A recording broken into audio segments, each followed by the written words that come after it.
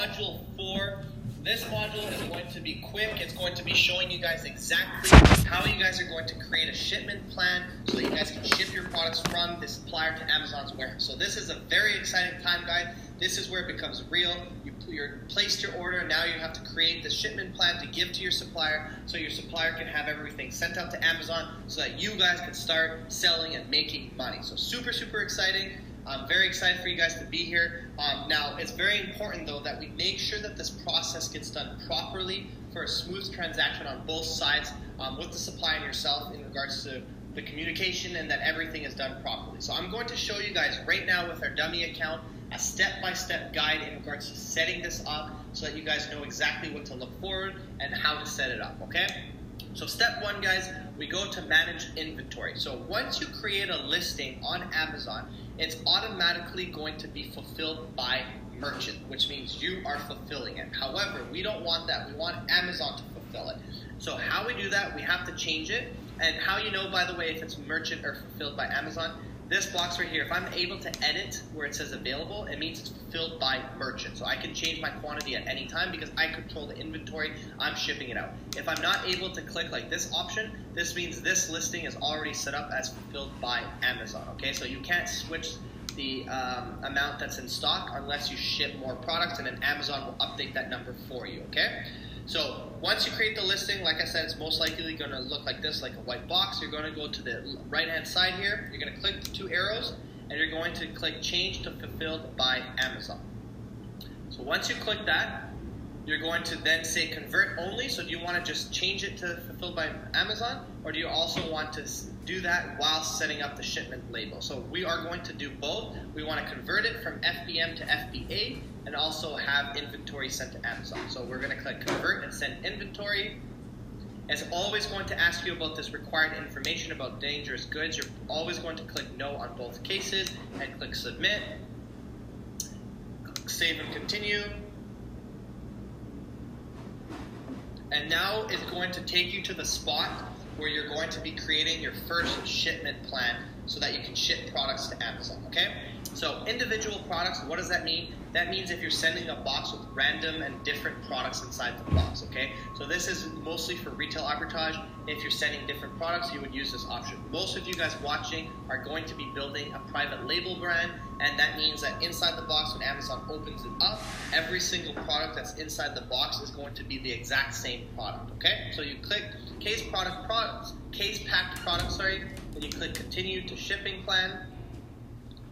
Now, on this page is where you're going to enter the box information. So units per cases. So in this example, let's just say that we're sending 100 units and we're sending 3 cases. So a total of 300 units. Okay, so you put how many units go inside the box and how many boxes are you sending. You're going to get this information from your supplier, so you don't have to guess or figure this out. You just ask your supplier. Your supplier will tell you exactly how many boxes are getting sent out and how many units per box. Okay, so you put that in.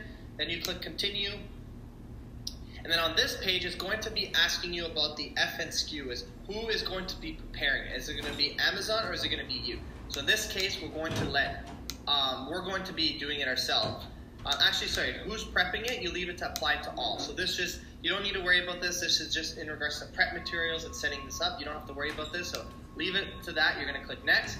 On this part, though, is who is going to be putting on the label. Who is going to label it? Is it going to be Amazon that's going to label it? If Amazon puts the label, as you can see, I can't click, and it's going to be $60, 20 cents per unit. Or if I say I'm going to do it, I just change it to merchant, and I'm automatically able to print out my FNSKU. So this is what it looks like, guys. Your FNSKU is this. This is completely different from your UPC code. So if you've been watching the other videos, you know that your UPC code is placed only once on your listing, and you're completely done with it. You don't ever need to use it again. You delete it, throw it away, forget about it. Once you create your shipment plan, you're going to have to print labels so that Amazon or your supplier will put this exact label on every one of your units so that when it arrives at Amazon, Amazon can actually scan it and they're going to know exactly which product it is and where it belongs and so on and so forth, okay? So you want to make sure that you're always printing these labels, your FNSKU, and then providing this to your supplier via email or PDF through email or Skype, whatever the case may be. You send it to them and make sure that they print this onto your label. Now, most suppliers work with sellers already on Amazon. They know this process and they know what needs to be done. So you don't most likely have to tell them. You just send them the labels, confirm that they know what they're doing, but you don't have to explain it, okay? So you print your FNSKU, that's ready to go, and they're going to give you 300, and as you guys can see, there's multiple pages, but they're all the exact same code. Nothing changes, it's the exact same code, so you really don't need to send them 10. Your supplier will just print one and just use it for the rest, okay? So that's done, that's your FNSKU. Next thing is you click continue. That's going to take you to the next page, where you can either just click approve shipment right away, or you can rename your shipment. And I highly, highly, highly recommend that you guys rename your shipment so that you know exactly, number one, which product you're getting sent and when you're sending it. So let's just say today is June 6, 2018. I'm sending a barbecue cover, and I am sending 300 pieces, okay? So now I know that if I'm looking for a shipment ID and something gets lost and I need to find something, I can quickly go back to my history under my shipping queue right here, and I can go take a look at, okay, on June 6th, I sent over 300 pieces for the barbecue cover. Amazon only received 200. What's going on? I can track it. Not only that, but it makes it very, very complicated when you have multiple products, and Amazon leaves it with this random number like this. This is what they would have created, and now you get a bunch of those.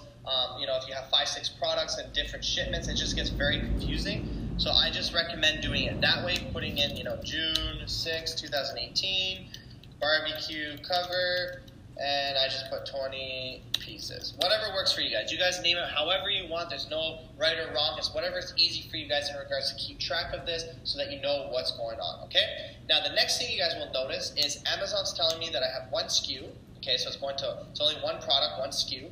It has 3 cases and has a total of 300 units, and it's getting shipped to, and they have the address right here. So ship to, this is the state that it's getting shipped to.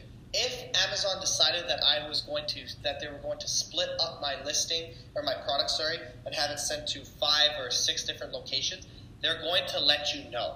That I get this question asked all the time is, how do I know which fulfillment warehouse it's going to? How can I decide? How can I pick a different one in regards to cheaper shipments, so on and so forth? The ultimate question, or the ultimate answer to that question is you can't. Amazon will decide that. It's based off a lot of different factors, typically depending on how many products you're sending. I know that if I send over 2,000 units, Amazon automatically splits it up into 4 different locations. If you're sending 300, they don't do that. So it really depends. You might send 300, they might split it up, but don't worry about that. Don't stress about that, because Amazon will tell you on this page, and they'll let you know exactly where the product is going. It's not your job. It's not your supplier's job to figure this out. Amazon will figure that out and let you know, okay? So once you have that, the next thing you do is just click Approve Shipment.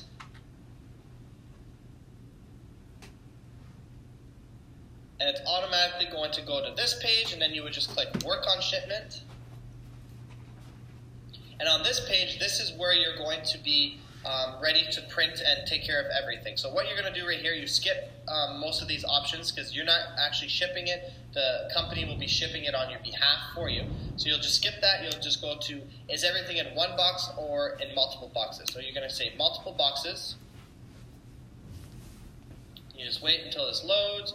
Perfect. So right here, you're going to be able to see how many boxes. We have 3 boxes, so we're going to put 3 boxes.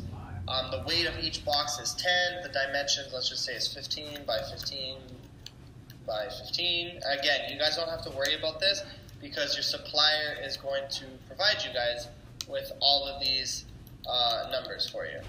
Okay? So pretty straightforward. You just put that all in, and then you would just click number of units. So right here, this is how many units we're putting. So just fill it all up, guys. If you miss a step, obviously you can see it will calculate and put it in red for you. You click confirm. And that's it, guys. Once you do that, it automatically calculates everything, and then now you get your print box label. So as you can see, they're not asking you for shipping costs, so on and so forth, because you're shipping your supplier is going to be paying for that, so you don't have to worry about that. That's why my address is also in Calgary. I just put this random address. It's outside of the United States. If you guys are in the United States, they might think that you're shipping from the United States to the United States. If that's the case, guys, just change the ship from address and put it to your supplier's address in the United States, or just put a random address. It really doesn't matter what address you put from ship from, but if you leave it in like my ship address was the United States, once I would click confirm right here, it would automatically tell me the price that I would have to pay to ship my product there, because they're assuming that you're shipping from US to US, and you're going to be using their carriers, okay? So to bypass that, again, you change your ship from, and you can just click here, ship from another address. It'll take you to another page, and you can update that on your end there, okay? So that's how you guys do it. You put all of that, and then it's going to say print box labels. All you do is click it, guys.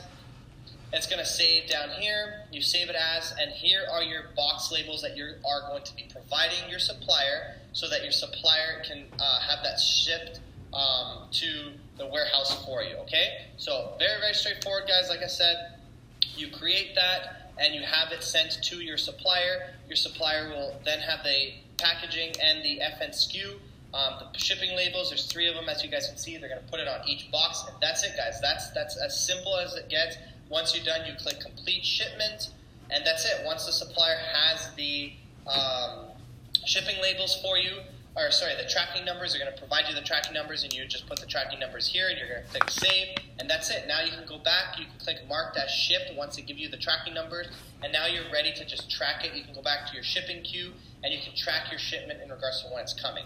Now, another thing in regards to tracking number is there are some tracking numbers that once the supplier gives you the tracking number in China, it actually does not activate sometimes until it reaches U.S. land. So if it's still in China and you've been searching and the tracking number shows that it's not available, it looks like it's not real, don't panic, guys. Just wait a few weeks, depending on what the supplier agreed with. If it takes, a month to get to the United States, then obviously if you check right away, you're not going to have any status or update on your status for the tracking number. But if they said 2 weeks, and within a few days you should be able to see that tracking number. But again, it usually only works once it lands into the United States, and then once they scan it, it automatically updates, and now you're able to actually keep track of the shipment there, okay? But that's it, guys. That's exactly how you set it up in regards to your FN SKU, how you set it up for your shipping labels, your box labels to give to your suppliers. And for that, guys, you just need your supplier to provide you with all the information, so the weight of the boxes, the dimensions, how many units, and so on and so forth. And one more thing I forgot in regards to weight, make sure, guys, that the weight is never, ever over 50 pounds for the box, unless you already told Amazon it's an oversized product, then they expect the product to be heavier, and it's different. But if the product is lightweight and it arrives and it's more than 50 pounds, Amazon will penalize you. They might let you go away on the first time. They'll take pictures and open up a report, let you know what you did wrong. But if you do it multiple times, your account could get suspended in regards to that. So it's very, very important, guys, that you make sure it's under 50 pounds. It actually comes down to the safety of their employees, so that they're not hurting themselves when they're lifting the box. And if it is over 50 pounds, then there's a special warning that has to be put on it, and so on and so forth. So make sure, guys, it's under 50 pounds. And the weight is there, and that's it, guys. That's how you guys create a shipment plan. I'll see you guys on the next video here.